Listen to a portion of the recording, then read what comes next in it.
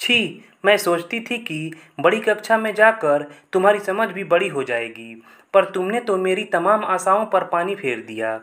छठी कक्षा में क्या पहुंची, पढ़ाई चौपट करके धर दी। बरसते बरसते थक गई तो रिपोर्ट उसकी तरफ फेंकते हुए गरजी, अब गूंगों की तरह गुमसुम क्यों खड़ी हो, बोलती क्यों नहीं? इतनी खराब रिपोर्ट क्यों आई तुम्हारी? पढ़ाई के समय क्या करती हो? रिपोर्ट उठाकर झाड़ते हुए उसने धीरे से आंखें ऊपर उठाई। अध्यापिका क्या पढ़ाती है, कुछ भी सुनाई नहीं देता। मैं सबसे पीछे की लाइन में जो बैठती हूँ। क्यों? किसने कहा पीछे बैठने को तुमसे? अध्यापिका ने। लंबी लड़कियों को कहती हैं पीछे बैठा करो, छोटी लड़कियों को ब्लैक बोर्ड दिखाई नहीं देता। तो क्या पीछे बैठने वाली सारी लड़कियाँ फेल होती हैं? ऐसा कभी नहीं हो सकता। चलो किताबें लेकर बैठो और मन लगा कर पढ़ो, समझी? कल मैं तुम्हारे स्कूल जाकर अध्यापिका से बात करूंगी। झल्लाते हुए मैं कमरे से निकल गई। दिमाग की नसें झनझना कर टूटने को आतुर थी। इतने वर्षों से अच्छी खासी पढ़ाई चल रही थी इसकी। कक्षा की प्रथम 10-12 लड़कियों में आती थी, फिर अचानक नई कक्षा में आते ही इतना परिवर्तन क्यों? क्या सचमुच इसके भाग्य की रेखाएं? नहीं नहीं, ऐसा कभी नहीं हो सकेगा। रात को थका टूटा तन मन लेकर बिस्तर पर पसरी तो नींद जैसे आंखों से दूर जा चुकी थी।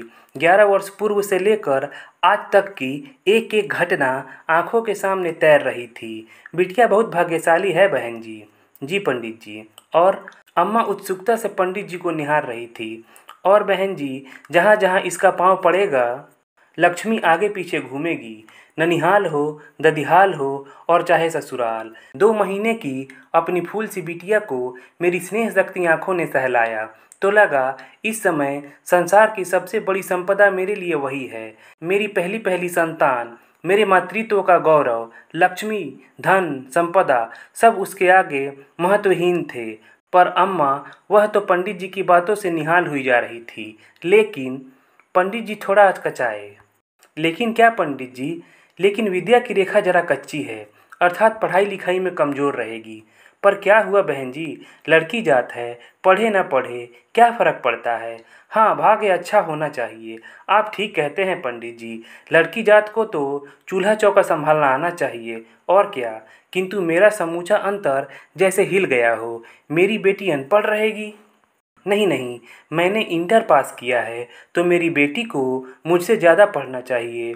बीए, एमए तक। ज़माना आगे बढ़ता है ना कि पीछे। बीए पास तो कर लेगी ना पंडित जी? कांपते स्वर में मैंने पंडित जी के आगे मन की शंका उड़ेल दी। बीए? अरे तौबा करो बिटिया, 10वीं पास कर ले तुम्हारी गुड़िया तो अपना भाग्य सराहना। विद्या की रेखा तो है ही नहीं, और तुम तो जानती ही हो, जहाँ लक्ष्मी का निवास होता है वहाँ विद्या नहीं ठहरती। दोनों में बैर जो ठहरा। यह कैसा भविष्य आंका है मेरी बिटिया का? क्या यह पत्थर की लकीर है जो मिट नहीं सकती? क्या इसलिए मैं इस नन्ही मुन्नी सी जान को संसार में लाई हूँ कि यह बिना पढ़े लिखे पशु पक्षियों की तरह जीवन काट दे? दादी माँ के 51 रुपये कुर्ते की जेब में ठूंस पंडित जी मेरी बिटिया का भविष्य फल एक कागज में समेट कर अम्मा के हाथ में पकड़ा गए। पर उनके शब्दों को मैंने ब्रह्म वाक्य मानने से इनकार कर दिया। मेरी बिटिया पढ़ेगी और मुझसे ज़्यादा पढ़ेगी। बिना विद्या के कहीं सम्मान मिलता है भला?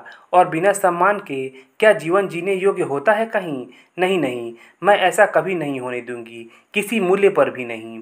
3 वर्ष की होते होते मैंने नन्ही निशा का विद्या आरंभ करा दिया था।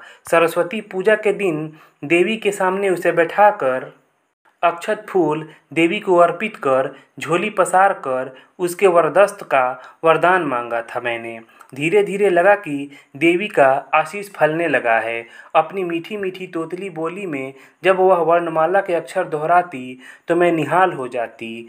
5 वर्ष की होते होते जब उसने स्कूल जाना आरंभ किया था तो वह अपनी आयु के सभी बच्चों से कहीं ज़्यादा पढ़ चुकी थी। साथ साथ एक नन्ही मुन्नी सी बहन की दीदी भी बन चुकी थी। लेकिन नन्ही ऋचा के देखभाल के कारण निशा की पढ़ाई में मैंने कोई विघ्न नहीं आने दिया था। उसके प्रति मैं पूरी तरह सजग थी। स्कूल का पाठ याद कराना, लिखाना, गणित का सवाल सब पूरी निष्ठा के साथ करवाती थी और इस परिश्रम का परिणाम भी मेरे सामने सुखद रूप लेकर आता था। जब कक्षा की प्रथम 10-12 बच्चियों में एक उसका नाम भी होता था। 5वीं कक्षा में जाने के साथ साथ नन्ही ऋचा भी निशा के साथ स्कूल जाने लगी थी। एकाएक मुझे घर बेहद सूना सूना लगने लगा था। अब दिन काटे नहीं कटता था। एक दिन मोहल्ले की समाज सेविका विभा के आमंत्रण पर मैंने उनके साथ समाज सेवा के कामों में हाथ बटाना स्वीकार कर लिया। सप्ताह में 3 दिन उन्हें लेने महिला संघ की गाड़ी आती थी, जिसमें अन्य महिलाओं के साथ साथ मैं भी बस्तियों में जाकर निर्धन और अशिक्षित महिलाओं के बच्चे के पालन पोषण, सफाई तथा अन्य दैनिक घरेलू कामों के बारे में शिक्षित करने लगी। घर के सीमित दायरों से निकलकर मैंने पहली बार महसूस किया था कि हमारा देश शिक्षा के क्षेत्र में कितना पिछड़ा हुआ है। महिलाओं में कितनी अज्ञानता है, कितनी अंधेरी है उनकी दुनिया। काश हमारे देश के तमाम शिक्षित लोग इस अंधेरे को दूर करने में जुट जाते तो देश कहाँ से कहाँ पहुँच जाता। मन में एक अनोखा अनूठा उत्साह उमड़ आया था, देश सेवा का, मानव प्रेम का, ज्ञान की ज्योति जलाने का। पर आज एकाएक इस देश और मानव प्रेम की उफनती उमड़ती नदी के तेज बहाव को एक झटका लगा। स्कूल से आकर निशा किताबें पटक मोहल्ले के बच्चों के साथ खेलने भाग गई थी। उसकी किताबें समेटते हुए उसकी रिपोर्ट पर नज़र पड़ी। 3 विषय में फेल। एक एक कॉपी उठाकर खोली, सब में लाल पेंसिल के निशान। बेहद लापरवाह, ध्यान से लिखा करो। विषय में बहुत कमज़ोर की टिप्पणियाँ और कहीं कॉपी में पूरे पूरे पन्ने लाल स्याही से कटे हुए। देखते देखते मेरी आंखों के सामने अंधेरा छाने लगा।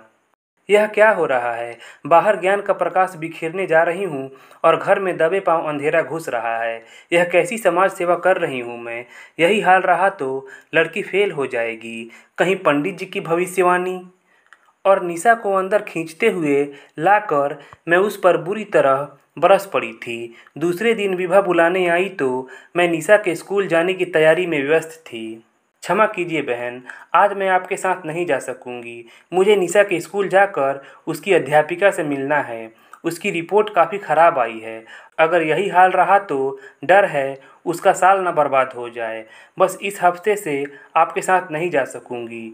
बच्चों की पढ़ाई का बड़ा नुकसान हो रहा है। आपका मतलब है आप नहीं पढ़ाएंगी तो आपकी बेटी पास ही नहीं होगी?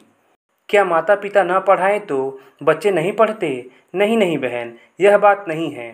मेरी छोटी बेटी ऋचा बिना पढ़ाए कक्षा में प्रथम आती है, पर निशा पढ़ाई में ज़रा कमज़ोर है। उसके साथ मुझे बैठना पड़ता है। हाँ, खेल कूद में कक्षा में सबसे आगे है। इधर 3 वर्षों में ढेरों इनाम जीत लाई है। इसलिए ठीक है, जैसी आपकी मर्जी, पर समाज सेवा बड़े पुण्य का काम होता है। अपना घर, अपने बच्चों की सेवा तो सभी करते हैं। वह पलटकर तेज तेज कदमों से गाड़ी की ओर बढ़ गई थी। घर का काम निपटाकर मैं स्कूल पहुंची। निशा की अध्यापिका से मिलने पर पता चला कि वह पीछे बैठने के कारण नहीं, वरन 2 बेहद उदंड किस्म की लड़कियों की सोहबत में फंसकर पढ़ाई बर्बाद कर रही थी। ये लड़कियां किन्हीं बड़े धनी परिवारों से आई हैं, जिन्हें पढ़ाई में तनिक भी रुचि नहीं है, जिसकी वजह से उन्हें पीछे बैठाया जाता है ताकि अन्य लड़कियों की पढ़ाई सुचारू रूप से चल सके। निशा की अध्यापिका ने कहा। सुनकर मैं सन्न रह गई। यदि आप अपनी बेटी की तरफ ध्यान नहीं देंगी तो पढ़ाई के साथ साथ उसका जीवन भी बर्बाद होने में देर नहीं लगेगी। यह बड़ी भावुक आयु होती है जो बच्चे के भविष्य के साथ साथ उसका जीवन भी बनाती है। आप ही उसे इस भटकन से लौटा सकती हैं, क्योंकि आप उसकी माँ हैं। प्यार से थपथपाकर उसे धीरे धीरे सही राह पर लौटा लाइए।